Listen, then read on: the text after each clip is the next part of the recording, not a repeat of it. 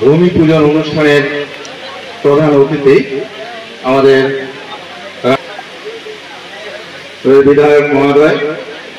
মঞ্চে উপবিষ্ট বিশ্বতোষ সেন মহাশয়, আমাদের প্রীতম,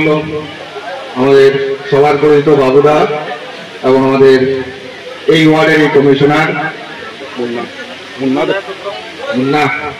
মুন্না দত্ত চৌধুরী দিদি এবং উপস্থিত যারা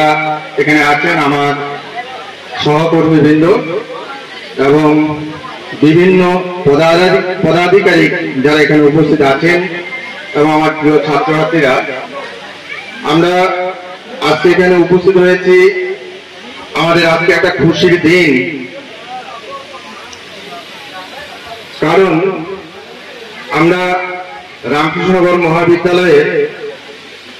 যে খেলার মাঠটা দীর্ঘদিন থেকে ছিল, সেই খেলার মাঠে আমরা আজকে একটা ভূমি পূজা হয়েছে। এই ভূমি পূজার মূল উদ্দেশ্য হলো আমাদের মহাবিদ্যালয়ের একটি নতুন বিল্ডিং সেখানে তৈরি হবে। ইতিমধ্যে অনেকটা কাজ এগিয়েও গেছে, কারণ দীর্ঘদিন থেকে আমাদের মহাবিদ্যালয়ে আমি যতটুকু জেনেছি, আমি আজকে 10 দিন হয়েছে এখানে জয়েন করেছি, এই 10 দিনের মধ্যে যেটুকু জেনেছি তাতে আমাদের একটা চিত্র উঠে এসেছে। তাতে দেখা গেছে যে আমাদের ক্লাসরুমের অনেকটাই অভাব এবং দীর্ঘ প্রচেষ্টার ফলে আমাদের ভারত সরকারের PM রুষা যেটা আছে তার থেকে আমরা একটা ডেভেলপমেন্ট ফান্ড পেয়েছি এবং ভারত সরকার এবং আমাদের আসাম সরকার, আমাদের MP এবং আমাদের MLA এবং আমাদের যারা জনপ্রতিনিধি আছেন তাদের সবার ঐকান্তিক প্রচেষ্টায় আজকে আমরা এই সফলতার পথে এসে পৌঁছেছি এবং আমাদের MLA মহাশয়ের হাত ধরে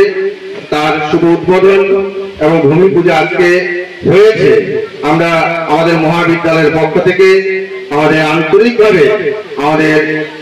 MLA মহোদয়কে শুভেচ্ছা বার্তা জানাচ্ছি, যারা আগামী দিনেও ওনারা আমাদের সঙ্গে থাকেন, আমাদের সুখে দুঃখে বিপদে আমরা ওনাদের শরণাপন্ন অবশ্যই হব এবং আশা করব আগামী দিনেও ভারত সরকার, আসাম সরকার যেন আমাদের সঙ্গে থাকেন। আমরা ওনাদের যে আদেশ বা নির্দেশ, সে আদেশ নির্দেশ মতোই আগামী দিনের পথ চলার জন্য আমরা সচেষ্ট হব এবং এই কাজের দায়িত্বে যিনি রয়েছেন আমাদের প্রীতম, সেই প্রীতমকে শুভেচ্ছা জানাচ্ছি এই জন্যই যে প্রীতমের হাত ধরেই আজকে আমাদের যে স্বপ্ন দীর্ঘদিনের ছিল সেই স্বপ্ন বাস্তবায়নের পথে আমরা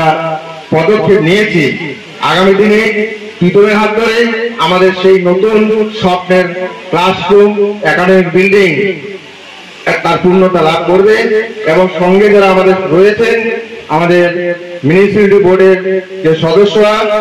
তাদেরকেও ধন্যবাদ জানাচ্ছি যে তারাও আমাদের সঙ্গ যদি না দিতেন তাহলে আজকে এই মহৎ কাজ আমরা